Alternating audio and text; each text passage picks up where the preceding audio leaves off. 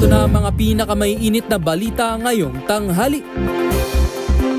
Mapaminsalang pagsabog ng Bulkang Kanlaon, pinangangambahan sa mga susunod na linggo. Ayon sa PHIVOX, Pangulong Bongbong Marcos, iniyak naman ang tulong para sa mga pamilyang apektado ng pagputok ng Bulkang Kanlaon. Pagdiriwang ng International Human Rights Day, sinalubong ng kilos protesta sa Maynila. Sa MBC TV correspondents, 17 anyos na lalaki, pinaslang ng bayaw sa Antipolo. Sa MBC TV Sports, Fanatic Konik Philippines, tinalo ang Falcon Esports at aabante na sa upper bracket finals. At sa Showbiz Spotted, Miss Universe Asia Chelsea Manalo nakauwi na sa bansa.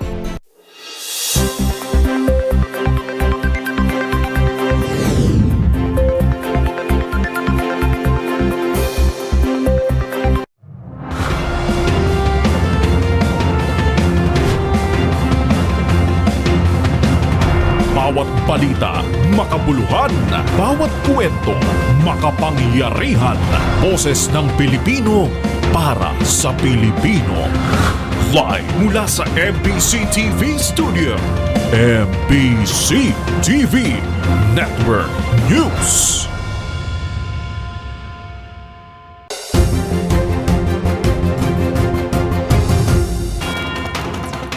Pilipinas, una sa ating mga balita. Pinangangambahan na mangyari ang mapaminsalang pagsabog ng Bulkang Kanlaon sa mga susunod na linggo. Ayon kay PHIVOX Director Teresito Bacolcol, itinaas sa Alert Level 3 ang sitwasyon ng bulkan, indikasyon na posibleng magkaroon ng hazardous eruption sa malapit na hinaharap. Ipiniliwanag ng opisyal na may tinatawag na magmatic unrest sa ilalim ng bulkan kung kaya't nangyayari ang eruption kahapon.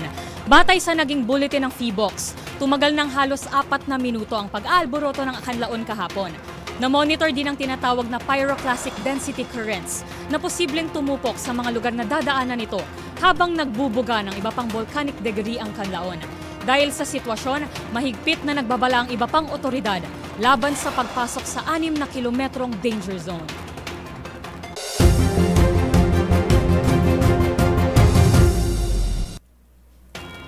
Matapos ang pag-alboroto ng Bulkang Kanlaon kahapon, sa pilitan ng inilikas ng pamahalaan ang aabot sa 87,000 na apektadong residente sa loob ng 6 na kilometrong danger zone ng bulkan. Bunsod nito, nakaantabay na ang pwersa ng militar para maghatid ng karagdagang emergency at humanitarian response kung kinakailangan. Ang mga detalye tinutukan ni Edniel Parosa. Pwersahang inilikas ng pamahalaan ang mga residenteng nakatira sa loob ng 6-kilometer radius danger zone matapos itaas sa Alert Level 3 ang Kanlaon Volcano. Kasunod ito ng pagputok ng bulkan sa Negros Island kung saan tinatayang apektado ang 87,000 katao. Ayon sa Office of Civil Defense, 13 lugar sa Baguio City, La Carlota, La Castellana, Canlaon at San Carlos sa buong isla ng Negros ang pasok sa danger zone. Pagtapos ng explosive eruption kahapon, naitala na ang ashfall sa ilang mga lugar gaya ng Baguio City, Gintubdan at Araal sa Calacarlota City at Mambukal sa Murcia, Negros Occidental. Kaugnay nito, itinaas na rin ng militar ang high alert sa humanitarian response ng Visayas Command. Sabi ni Lieutenant General Fernando Reyeg, Commander ng AFP Viscom, mahigpit na ang koordinasyon ng kanilang unit sa mga Disaster Risk Reduction Office sa Negros. Ipinadala na rin ng 303rd at 302nd Infantry Divisions ang mga kagabitan nito para tumulong sa evacuation. Kagabi sa emergency meeting ng NDRRMC, umapela itong magamit ang floating assets ng Philippine Navy para sa pagresponde lalo't alanganin ng air travel dahil sa pag-alboruto ng bulkan. Para sa MBC TV Network News, ito si Edniel Parosa, una sa Pilipinas, una sa Pilipino.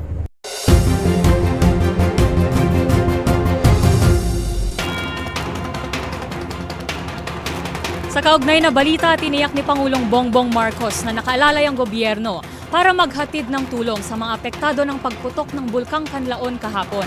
Mahigpit na ring nakamonitor ang Department of Social Welfare and Development o DSWD sa iba pang tulong na kakailanganin ng mga inilikas na residente. Ang mga detalye sa report ni Lef Narciso. Tiniyak ni Pangulong Ferdinand Marcos Jr. ang kahandaan ng pamahalaan sa pagtugon sa epekto ng pagputok ng Mount Kanlaon sa Negros Occidental. Sa ambush interview sa Bulacan, sinabi ng Pangulo na susuportahan ang mga pamilyang inilikas sa labas ng 6-kilometer danger zone ng bulkan. Sa katunayan, nagpadala na anya ng food packs at iba pang pangailangan sa evacuation centers. Nagtungo na rin anya doon si DSWD Secretary Rex Gatchalian para tingnan ang sitwasyon at alamin ang pangailangan ng evacuees. Ayon pa kay Pangulong Marcos, patuloy ring imomonitor ng DENR at DOST ang kalidad ng hangin sa lugar. Ito'y para malaman kung kinakailangan pang mag-evacuate ng mga taong nasa labas ng danger zone. So yes, we're ready. We know what to do, and we have already started to send food packs, and we already started to send all of the things that we bring to those who are in evacuation centers. Para sa MBC TV Network News, ito si Let Narciso, una sa Pilipinas, una sa Pilipino. Samantala, lubhang nabahala si Senator Risa Hontiveros sa pagkakatuklas ng Chinese military uniforms mula sa naarestong undocumented Chinese nationals sa Mariveles, Bataan. Pagbubunyag ng senadora, kapareho ito ng mga uniformeng nakumpiska sa mga nakalipas na pogo raid sa bansa. Narito ang balita ni Raymond Dadpaas. Nakakaalarma na ang ginagawang pangimasok ng China sa ating teritoryo. Ito ang babala ni Senador Risa Hontiveros kasunod ng kanyang ibinulgar na 13 undocumented Chinese nationals ang natuklasan ng Philippine Coast Guard sa isang dredging vessel na MV Harvest 89 na kanilang in-inspection sa Mariveles, Bataan. Ito ay ng kanilang inakyat ang barko noong November 26 ng hapon para matiyak ang Master's Declaration of Safe Departure o MDSD nito. Noong unay ayaw paakyatin ng mga tauhan ng Coast Guard dahil maayos naman daw ang kanilang kalagayan ngunit nagpumilit ang mga ito.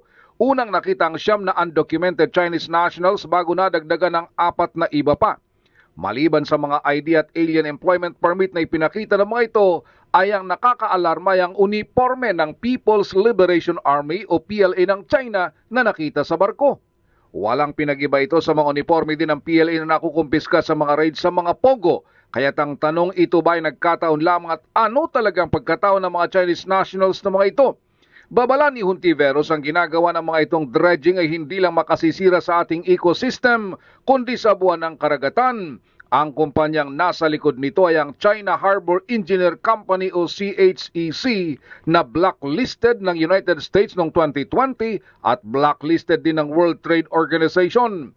Inirekomenda ni Hontiveros ang masusing investigasyon ng Department of Justice at busisiin ng alien employment permit ng mga Chinese nationals na ibinigay ng Department of Labor and Employment, environmental impact assessment ng DNR sa mga dredging operations, policy review sa lahat ng mga kasunduan para sa resource extraction sa ating mga katubigan at bigyan ng karagdagang equipment ang Philippine Coast Guard para sa kanilang ginagawang pagbabantay sa ating maritime territories.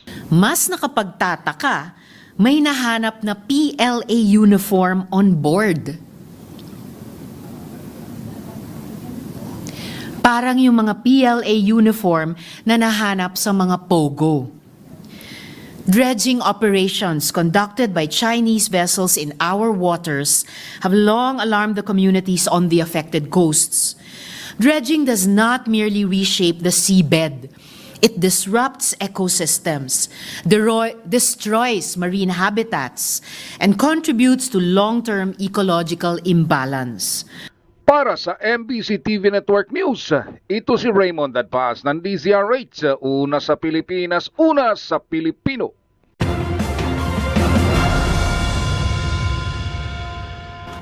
Tiniyak naman ng Philippine National Police o PNP na magpapatuloy ang investigasyon sa kagimbal-gimbal na pagkatay sa isang pulis sa Camp Bagong Diwa.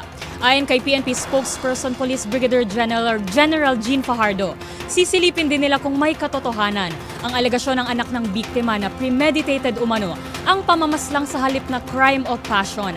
Nagbabalik si Edniel Parosa.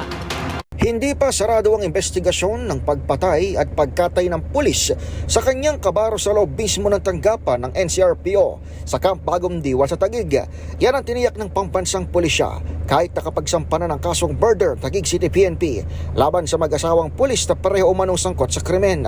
Ayon kay PNP spokesperson Police Brigadier General Jean Fajardo, inaalam na ng pulisya ang katotohanan sa aligasyon na anak ng biktima si Police Executive Master Sergeant Emmanuel De Asis na hindi affair kundi matagal nang planado ang krimen. Meron pang mga ibang anggulo na titingnan based doon sa sinasabi ng anak as to his claim na maaaring hindi lang isa because he was thinking accordingly na kaya ba ng isa lang na isakay at ilibing. So these are the things na tinitingnan pa po. So hindi pa po sarado itong investigation bagamat nakapagsampa na po tayo ng kaso. Gayon din, umapela ang Kampo Krame sa anak ni De Asis na huwag ilagay ang batas sa kanyang kamay.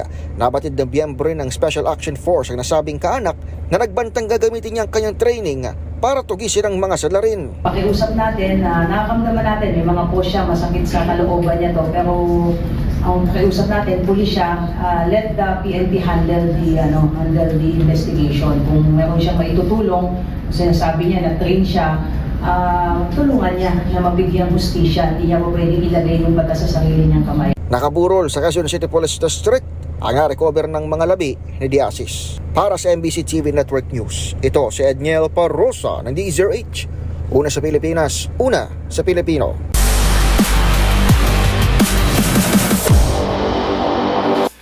Papalapit na ng papalapit ang Fanatic Onyx Philippines para muling maiuwi sa bansa ang M-World title. Nakaabante na kasi ang esports team sa upper bracket finals matapos talunin ng Myanmar Bet na Falcons Esports sa knockout stage. Ang naging laro tinutukan ni Matchpoint Mili Borja. Sa pagpapatuloy ng laban ng Fanatic Onyx Philippines para madepensahan ang titulo ng Pilipinas sa M-Series, nakuha na ng MPL Philippines Season 14 champions ang spot nito sa upper bracket finals ng M6 World Championship. Tinalo ng FNOP ang Myanmar team na Falcons Esports with thrilling 3-2 victory sa best of 5 series ng knockout rounds sa Malaysia. Impressive performance ang pinamalas ni King Kong Perez sa Game 5 by securing 5 kills and 2 assists using his joy. Matapos makapagtala ng 3.3k gold lead, hindi na muling lumingon pa ang Fanatic Onyx at tuluyan ang nag-push sa top at mid lane para tapusin ang laro sa 18-minute and 57-second mark. Hinirang bilang MVP of the match si Super Prince Ramirez with his Eve after a flawless KDA of 2 kills and 9 assists. Dominante ang naging performance ng Philippine team sa Game 1 at Game 2 sa pangunguna ni Duan Kel Rapillas at Super Prince. Pero pagdating ng Game 3 at 4, nag-iba ang ihip ng hangin at nakuha ng Falcons ang kontrol sa laro para matay ang serye sa 2-all. Sunod na makakalaban ng Fanatic Onyx Philippines ang Team Liquid Indonesia mamaya sa isang best of 5 upper bracket finals. Para sa MBC TV Network News, ito si Mili Borja, una sa Pilipinas, una sa Pilipino.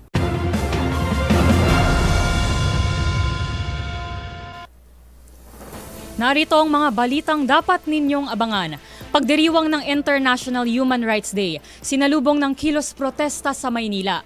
Turismo ng bansa, inaasahang lalakas dahil sa VAT refunds para sa mga dayuhang turista. MBC TV Global 90 Chinese Coast Guard ships namataan sa Taiwan.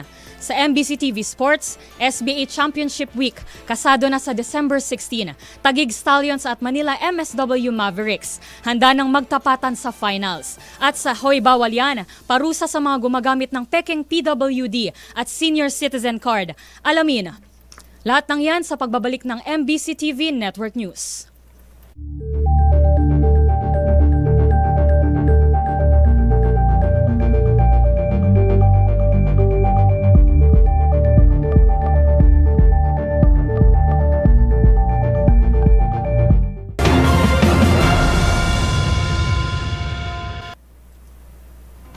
Sa pagpapatuloy ng ating balitaan, lumapag na sa Negros Occidental si Department of Social Welfare Development o DSWD Secretary Rex Gatchalian para maghatid ng tulong sa mga apektado ng pagputok ng Bulkang Kanlaon. Pagtitiyak pa ng kalihim, nakapreposisyon na ang kanilang food at non-food relief packs para sa mga biktima. Magbabalita si Val Gonzalez. Maaga pa lamang kanina ay dumating na sa Silay Airport sa Negros Occidental si DSWD Secretary Rex Gatchalian. Ito ay para personal na pamunuan ng kalihim ang isinasagawang pagtugon ng gobyerno sa pangangailangan at sitwasyon ng ating mga kababayan sa lungsod ng Bago, lungsod ng La Carlota at munisipalidad ng La Castellana. Ito ang mga lugar na matinding naapektuhan ng pagputok at patuloy na pag-alboruto ng Bulkang Kanlaon. Naglibot sa mga evacuation center si Secretary Gatchalian kasamang dalawang regional directors ng ahensya sa Region 6 at Region 7 na sina Regional Directors Arwin Rason at Shalaine Marilocero. Nakipagpulong na rin si Kalihim Gatchalian kay Negros Occidental Vice Governor Jeffrey Ferrer at iba pang mga opisyal ng Bago City. Ito ay para matugunan sa mas mabilis na paraan ang relief operations sa mga pamilyang apektado ng pagsabog ng bulkan. Sabi ng Kalihim, mayroong sapat na family food packs ang DSWD na nakapreposition sa mga warehouses ng ahensya sa Western at Central Visayas Region. Sa inventory of stocks ng DSWD, bukod sa 1.4 milyong bilang na mga family food packs, mayroon ding mga nakapreposition na food and non-food items ang ahensya tulad ng kitchen kit, family kit, sleeping kit, hygiene kit at laminated sacks na handang ipamigay sa mga biktima.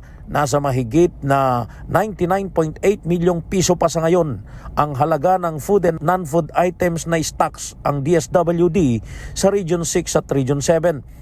Sa ngayon ay libu-libong residente na ang lumilikas at persahang inililikas sa mga evacuation centers mula nang sumabog ang Bulkang Kanlaon kahapon ng hapon. Para sa MBC TV Network News, ako si Val Gonzalez, DZRH, una sa Pilipinas, una sa Pilipino.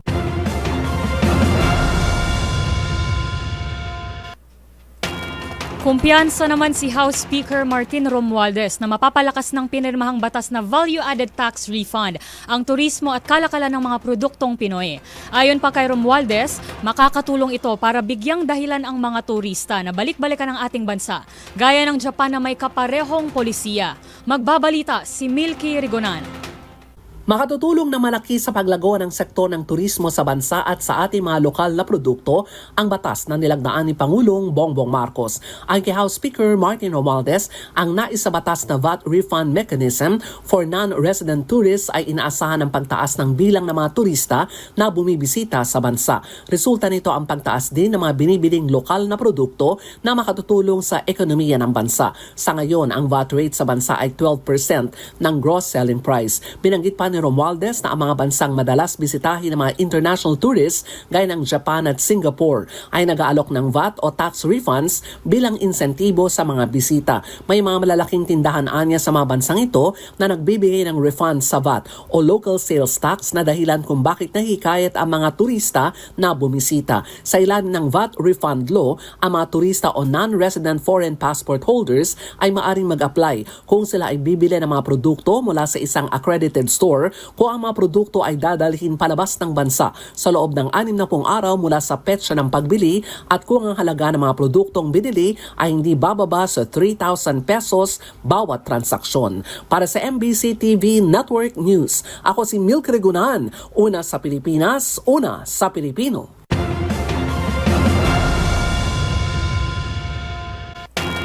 Sa iba pang balita, nakatakda ng kumilos ang UN Security Council bilang tugon sa matagumpay na pagpapatalsik ng mga rebelde kay Syrian President Bashar Assad.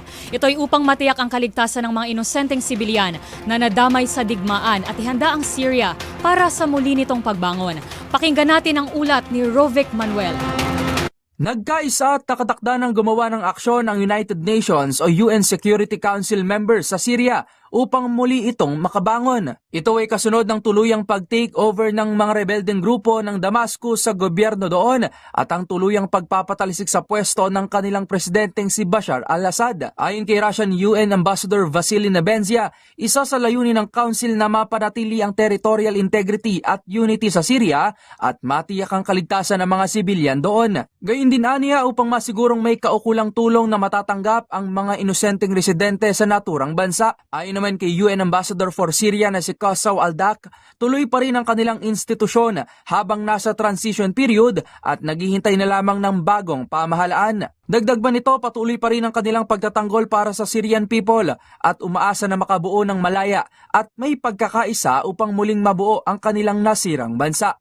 Samantala, nagdiwang naman ang mga rebelde sa Damascus nang matuldukan na ang kamay na bakal at hindi makatarong ang pamumuno ni Assad ng mahigit sa 2 dekada at ng pamilya naman ito ng mahigit sa 6 na dekada. Para sa MBC TV Network News, ito si Rovic Manuel, una sa Pilipinas, una sa Pilipino.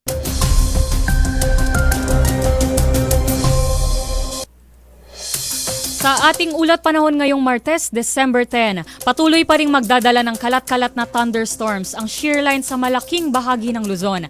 Kabilang dito ang Metro Manila, Calabarzon, Bicol Region, ilang bahagi ng Mimaropa, gayon din ang probinsya ng Aurora at Bulacan. Sa Hilaga, malamig na hanging amihan pa rin ang magdudulot ng makulimlim na himpapawid na sinamahan pa ng ambon hanggang sa katamtaman ng mga pag-ulan sa buong Cagayan Valley, Ilocos Region at Cordillera. Samantala, Intertropical Convergence Zone o ITCZ naman ang magpapaulan sa Zamboanga del Norte, Isla ng Palawan at Surigao provinces lalo na bukas at sa darating na Huwebes. Asahan naman ang maaliwalas na panahon sa nalalabing bahagi ng Visayas at Mindanao. Sa pagtataya ng Pag-asa, posibleng makakaranas ngayong araw ng heavy to intense na mga pag-ulan ang probinsya ng Quezon at Camarines Norte dahil sa shear line. Katamtaman hanggang sa malakas na thunderstorms naman ang inaasahan sa Aurora at buong Bicol Region maliban sa Masbate. Iba yung pag-iingat pa rin po laban sa banta ng pagbaha at pagguho ng lupa.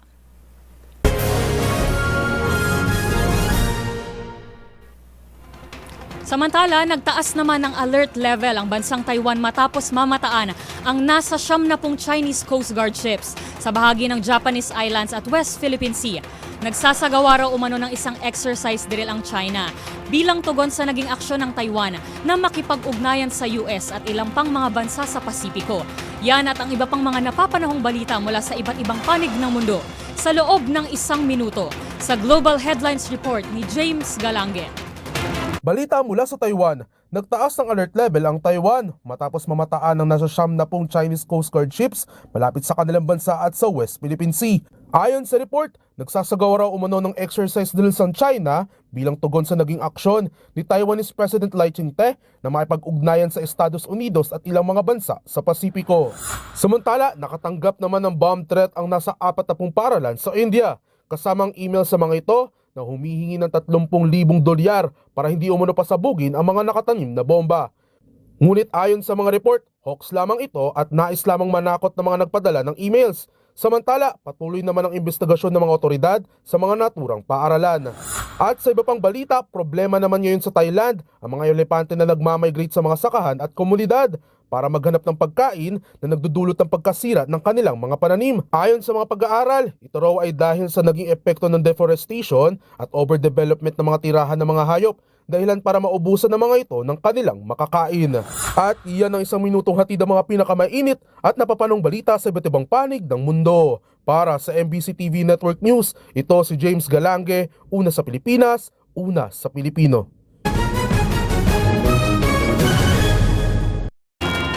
Ang mga person with disability o PWD at mga senior citizen ay mayroong karapatan sa 20% na diskwento sa pagbili ng ilang produkto sa grocery at pagdadine-in sa ilang mga restaurant. Malaking kabawasan ito para sa gastusin ng isang customer. Kaya naman ang ilan, nakahanap na ng paraan para samantalahin ito. Ito'y sa pamamagitan ng pamemeke ng mga PWD at senior citizen ID. Ano nga ba ang parusa sa mga mahuhuling gumagawa nito? Alamin sa report na ito. Nababahala ang ilang mga restaurant owners sa naglipa ng peking PWD at senior citizen cards na ginagamit ng mga customer para makadiscount sa mga naturang negosyo at establishmento. Ayon sa mga negosyante, 10 hanggang 15% ng kanilang arawang kita ay napupunta pa sa diskwento galing sa mga PWD o senior citizen discounts. Gayon lamang, questionable ang ilan sa mga ito dahil naaabuso umano ang mga discount card. Sa halagang 350 pesos kasi, maaari nang mabili ang mga peking PWD at senior citizen card online. At dahil sa mabilisan ng serbisyo sa mga restaurant at sa kakulangan ng verification method para masuri ito, kapag ipinakita ang ID, agad na itong nai-a-apply kahit wala namang kapansanan o wala pa sa edad para maituring na senior citizen ang isang customer.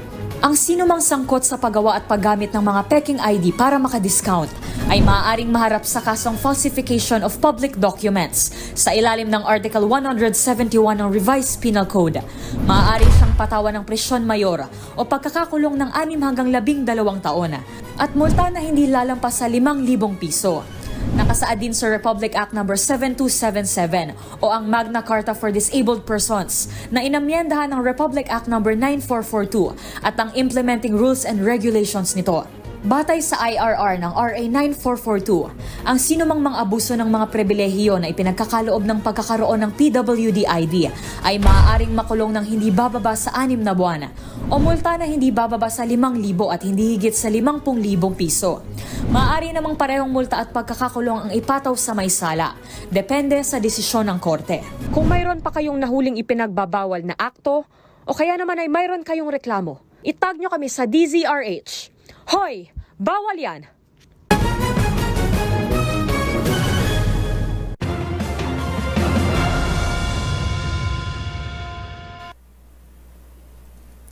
Narito ang mga balitang dapat ninyong abangan.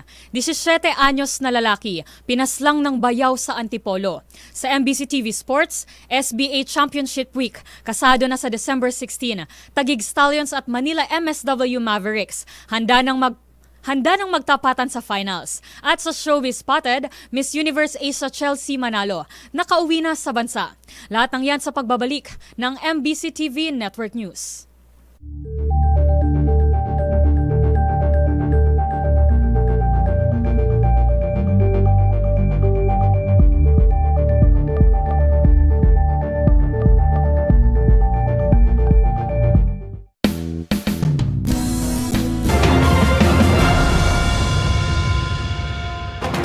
Samantala, sinalubong naman ng kilos protesta sa Maynila ang pagdiriwang ng International Human Rights Day.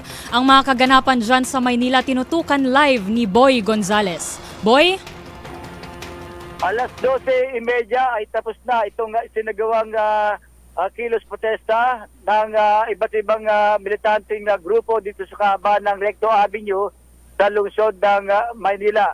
Ang naturang grupo bago makapasok sa dito sa area ng lagpas ng Loyola Street ay nag-usap muna ang mga opisyal ng Manila Police District at ang mga leader ng militanteng grupo para maging mapayapa ang kanilang pagkilos. Nagkasundo naman yung magkabilang papanig kaya pinaatras ng halos 2 metro ang hanay ng napakaraming pulis.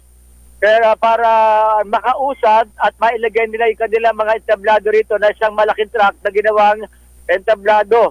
Pero matapos sa kanilang rally, hindi nasunod ng may militanteng grupo, yung napag-usapan, huwag magbabandalize. Ilang paglisan ng mga rallyista ay bumungad sa mga pulis. Yung mga isinulat na mga vandalismo na ginawa ng militanteng grupo.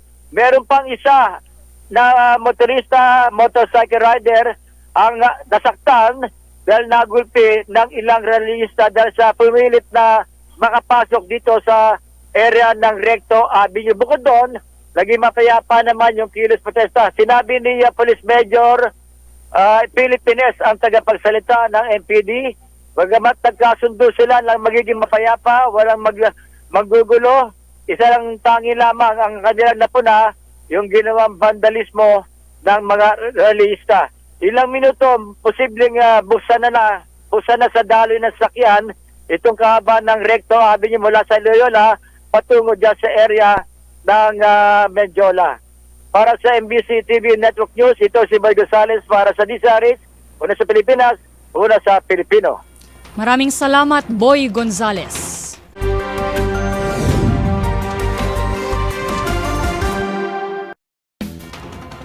Sa mga balitang probinsya, pinagtataga at napatay ng kanyang bayaw ang isang 17 anyos na lalaki sa Antipolo, Rizal. Ayon sa investigasyon, nangyari ang krimen sa loob ng kanilang bahay sa Barangay Bagong Nayon pagkagaling ng magbayaw sa isang Christmas party. Napag-alaman na parehong nakainom ang biktima na si Mark Florence Sepe at suspect na si alias Holan nang magkaroon ng mainitang pagtatalo. Napag-alaman na itak ang ginamit ng pinaghihinalaan sa pagpaslang sa kanyang bayaw. Naisugod pa sa ospital ang biktima, subalit binawian din ng buhay dahil sa matinding pinsala sa kamay at katawan. Isinuko naman sa barangay ng kanilang kamag-anak ang suspect.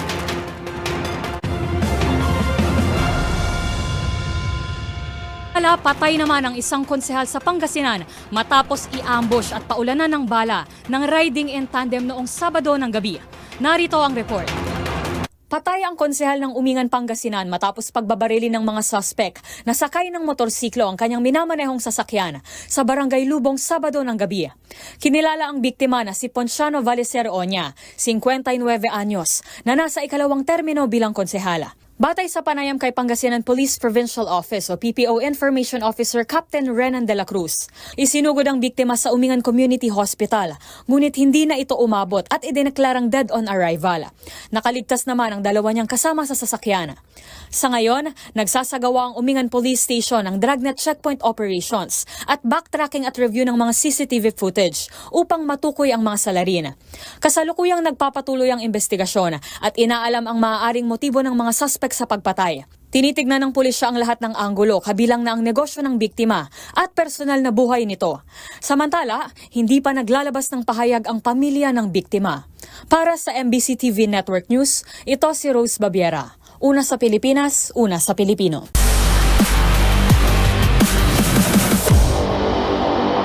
Mula sa makasaysayang pagbubukas ng kauna-unahang Pro Billiards League sa Pilipinas na SBA, ngayon nalalapit na ang Championship Week nito kung saan magtatapatan ng best 2 teams sa Sharks Arena. Kung ano mga dapat nating asahan, tutukan sa report na ito. Nalalapit na ang grand finale ng SBA kung saan magtatapatan ang dalawang natitirang best billiards team ng Season 1, ang Taguig Stallions at ang Manila MSW Mavericks. At bago ang inaabangang laban na magsisimula sa December 16, humarap ang mga pool players sa isang media press con kasama sina SBA founder Hadley Mariano at ang managing director na si George Ho. Siyempre, masaya, excited, mixed emotions eh. Medyo may konting nervous din. Masaya po na nakarating yung team namin sa finals po. At saka gagawin ko po yung makakaya ko na 100% nalalaro ko. Pero may bibigay ko lang na contribution sa team ko. Sa pangalawa ko sa inaasahan namin, bukod sa aming team captain na wala ngayon si Baset Mukaibat. Kailangan kung masama siguro ang may lalaro ng captain namin, kailangan ako talaga yung mag-step up kasi ako ang pangalawang inaasahan. Ayun. Bibigay ko lang yung best ko. Sa mga kalaban ko, hindi ko naman inaalala yan. Puro talo sa akin yan. Sa labas yun, sa labas. Ewan ko lang dito. Yun, galingan na lang din nila. Good luck. Team Pride ang pinaglalabanan ng dalawang kupunan dahil ito ang makasaysayang unang championship title ng SBA, kung saan ang trophy ay isinunod sa pangalan ni yumaong SBA Commissioner Chino Trinidad. At para sa tanong kung ano nga bang dapat asahan ng fans sa paparating na Finals Week, ang sagot ni Hadley Mariano. Itong Manila at itong Taguig, pagka naglalaro yan dito sa Sharks Arena, talagang punong-puno. So definitely, sobrang daming tao dito sa December 16. At intense sharking at intense cheering at crowd at audience engagement ang ine-expect ko sa finals. Siyempre, championship team tong dalawang to. At malalaman talaga natin sino ba talagang champion nitong season 1 natin. Para sa mga SBA fan na interesadong matunghayan ng Championship Week, maaari itong mapanood ng live at libre sa Sharks Arena sa Tomas Moratos sa Quezon City. Para naman sa mga hindi makakapunta sa venue, maaari itong mapanood live sa Facebook, YouTube at sa official social media platforms ng SBA. Para sa MBC TV Network News, ito si Mili Borja, una sa Pilipinas, una sa Pilipino.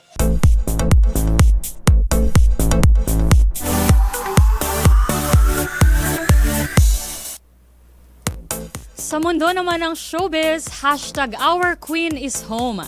Halos isang buwan ang nakalipas mula nang ginanap ang ika-73 edisyon ng Miss Universe pageant sa Mexico. At kagabi, nakauwi na sa bansa si Miss Universe Philippines 2024 Chelsea Manalo. Suot na ang sash ng kanyang bagong titulo bilang Miss Universe Asia. Ang iba pang detalye tutukan sa report ni Showbiz Angel. Matapos ang kanyang historic win bilang isa sa mga Continental Queen ng prestihiyosong Miss Universe, mainit na sinalubong ng fans ang pagbabalik Pinas ni Chelsea Ann Manalo. All smiles ang 25-year-old Bulaqueña beauty na itinanghal bilang Miss Universe Asia sa ika-73 edisyon ng prestihiyosong pageant na ginanap sa Mexico last November. Sa pamamagitan ng IG story bago umuwi ng bansa, nagpa-short Q&A si Chelsea sa kanyang followers. At dito may nang usisa sa kanyang how does it feel to be the first Miss Universe Asia?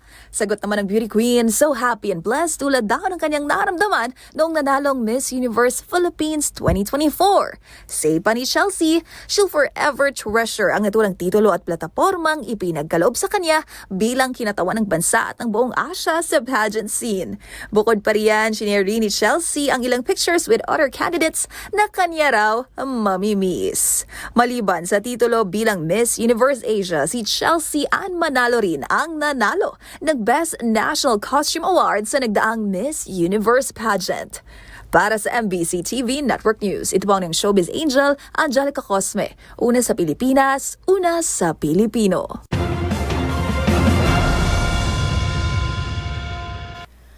At yan ang mga nakalap naming balita ngayong araw ng Martes. At bago tayo magpaalam, mayroon na lamang po tayong 15 araw bago sumapit ang araw ng Pasko, 15 days before Christmas. Ayan, sa ngalan ni Newell Reyes at Miss Karen Oyong, ako po si Rose Babiera. Magkita-kita tayong muli bukas, araw ng Miyerkules para sa mga balitang makabuluhan, mga kwentong makapangyarihan. Hatid ang boses ng Pilipino para sa Pilipino. Ito ang MBC TV Network News. Una sa Pilipinas, una sa Pilipino.